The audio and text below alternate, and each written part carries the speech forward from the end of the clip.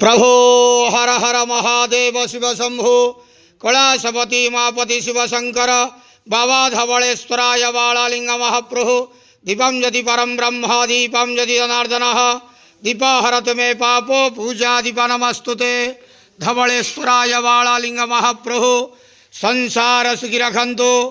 आज ज्येष्ठ मासर शुभ बुधवार एकादशी तिथि समस्त श्रद्धालु भक्त मान आश्रीपद करंतु मनस्कामना पूर्ण करंतु कर्म क्षेत्रोन्नति करंतु ग्रहरिष्ठ खंडन करंतु जगतर मंगल करंतु विश्वर कल्याण करंतु आपणकर नाम प्रकाश करंतु सेवकर डाक श्रवण करंतु समस्त गुआवसा भक्त मानकर मनस्कामना पूर्ण करंतु। जो जो भक्त माने आपण पाखरे मानसिक रखिछंती तांका मानसिक पूर्ण करंतु।